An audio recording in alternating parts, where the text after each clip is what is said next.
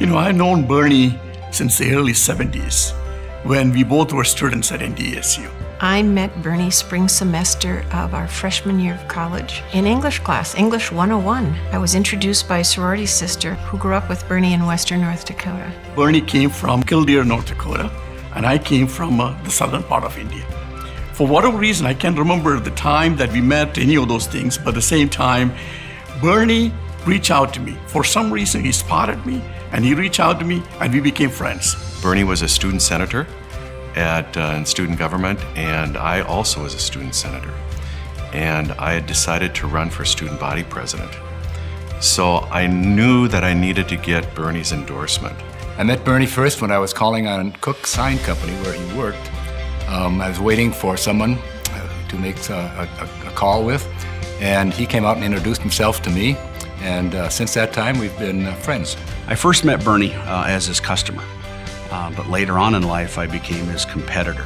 He and I chose to work together on some legislative issues. After a while, we became partners, opening up the Western Division of Indigo Sign Works. One of the first people that I went to see when I got to town was Bernie. And our relationship has just grown, and we've built a tremendous bond together. When I was entering into the political arena, I didn't know many people. And Bernie was one that was a political officer. He was an officer in the party, and he was really active. Bernie and some of his friends were very instrumental in my first being elected to the Senate, something for which I am very grateful.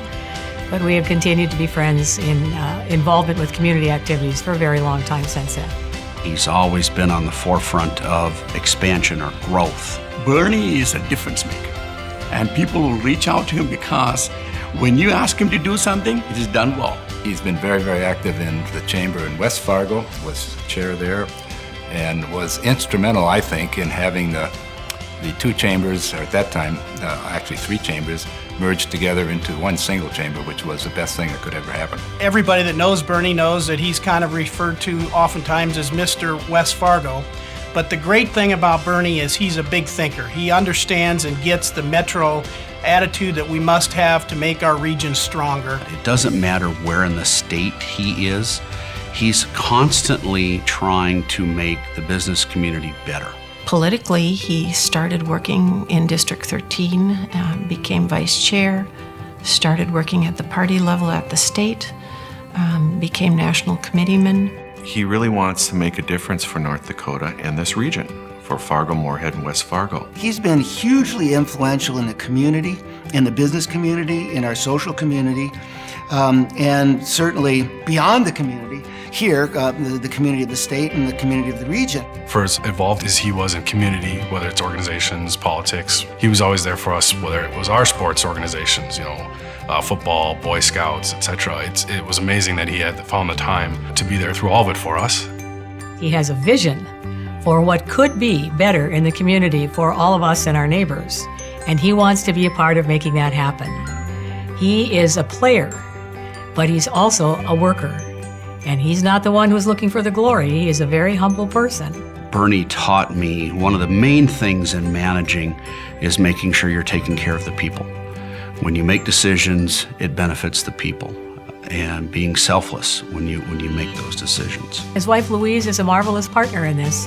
She is just as capable and dedicated and community-oriented. And it's really been a joint effort with Bernie and Louise, and we should recognize Louise today too.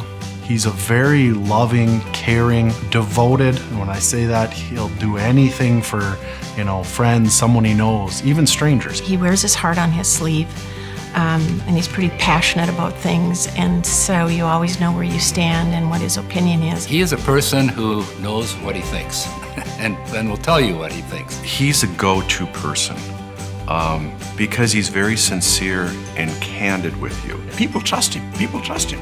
And there is something special about this man. And when you meet him, you know, hey, I want to get to know that guy. He's not the headline grabber, he's not the elected official, but he's one that goes out there and gets the work done. And he makes the connections, he chats people up, as we know. He's got that personality that brings people together. Many years ago, there was a commercial that I used to watch, and they used to say that when E.F. Hutton talks, people listen. Guess what? in this part of the country is not E.F. Hutton, it's Bernie. When Bernie talks, we listen. We listen. At least I listen. At the Republican nominating convention in 1992, I was third in a field of three. Bernie, of course, was in the sign business, and again was a political officer and couldn't take sides or publicly state his support.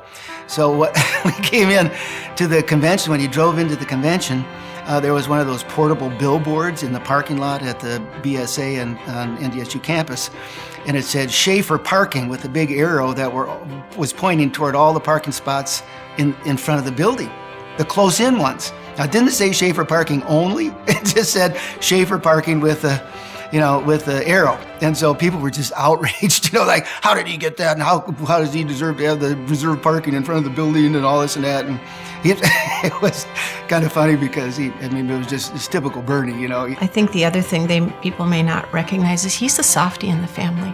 He would be embarrassed if I'd say it this way, but really he's just a wonderful big teddy bear. If you ever watch Bernie at a benefit, he's buying for his grandkids. He's bidding on tractors and toys, and I would bet his basement's half full of toys for his grandchildren. Grandma and Grandpa love spending time here with the kids at the lake. A lot of fishing, a lot of bonfires, a lot of sugary treats. He tends to brag about his family. He brags about his grandkids, and he brags about his sons, and he brags about his daughters-in-law. And that's one of the nice things now is we all consider ourselves not only family and love each other, but it's best friends too. There's no one else we'd rather hang out with for even extended periods of time. He was humbled and flabbergasted, literally, when he was told that he was going to be the recipient. He feels that there are so many deserving people, but he's very proud of receiving the award, and we're proud of him. Bernie, today I want to say congratulations for receiving the Chamber's most prestigious award, our Legacy Leader Award. There is nobody that is more qualified to receive this award this year than you. Bernie, thank you for everything you've done for me. That's exactly why you are deserving of this Legacy Award. It's because of what you've done for me and all the others. Bernie, I am so pleased that you are being honored with this Legacy Leader Award today.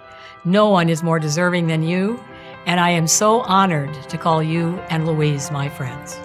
Congratulations, Bernie. You are entering into a group of legacy leaders who have made a positive impact in our community. Congratulations. Congratulations, Bernie, and thank you for making a difference for all of us in this region. Well done and well deserved. Congratulations, my friend. Congratulations, Dad. You deserve this more than anything in the world. Congratulations, Dad, on your Legacy Leader Award. We're very proud of you. Well deserved.